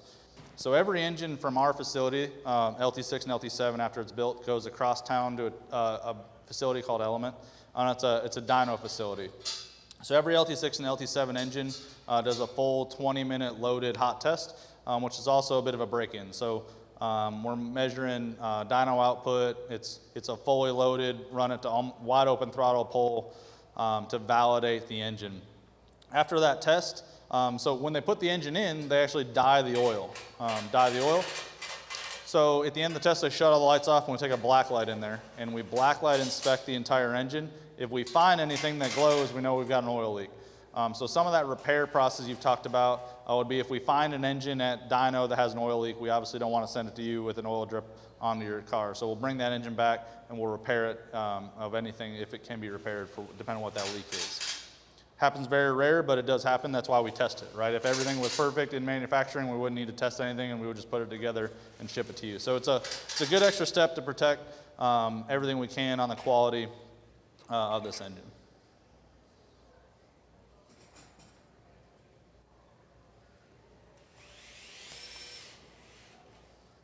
Yes? So this engine just has the one oil tank? Yep, just one oil tank. Yep. We fill it with about 10.5 liters of oil is what we fill it up with. So that pretty much completes Colton's part. Let's give him a round of applause. So We did that in about an hour and a half. Like I said, in the real process, it would take a lot longer. There'd be a lot more involved in it, but it gives you a good feel of what these highly skilled technicians do every day. And it really, you know, I'm proud. I love working in there. I love managing that shop, and it's a really fun place to work. So we'll wrap it up with if there's any open questions. I'll be around here for a few minutes as we're moving around. If there's anything you don't want to ask them, you know, publicly, but yes, go ahead. Is the projected engine life of a 6 or a 7 different from a LT2? I don't know that answer. Yeah, I wish I could tell you, but I'd have no idea to answer that. Yes. You said it took 3.5 to 5 hours to build an engine, depending on whether it's LT6 or 7? Yep. How long when you purchase the engine build experience is that? So there's not an engine build experience currently offered, no. We did that in the C7 program, but there's currently not an engine build experience for this product yet. And we've got Ray, the plant I'm just a manager. mic runner. I was just going to make a mic so everybody could hear the questions because I grabbed it from the back. Oh, perfect. That's it. Right behind you. So now everybody's going to be quiet because I showed up with the microphone? Like, what's the deal there? There's got to be more questions. I'm turning it around the wrong way. Do you have to put the drive belt on before you attach that oil tank? What was that? The drive belt, does it go on before the oil tank? No, So- we don't put the drive belt on there at PVC. It just looks like there isn't much space to get around that. So whenever they hot test it, they'll put the belt on, but before it leaves us, we do not put it on. So there's room to get it on there, yeah. Okay. Question. All right.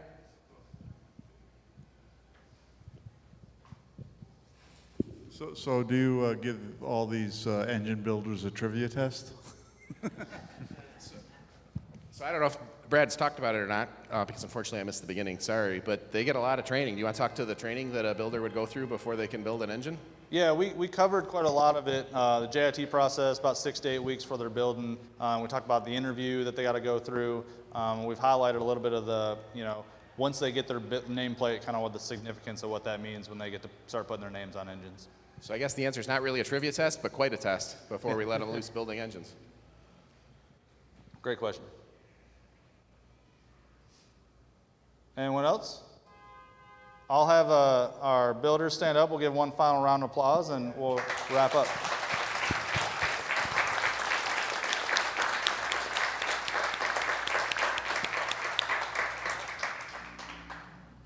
And a round of applause, I think, for Brad and right everybody that's been up there.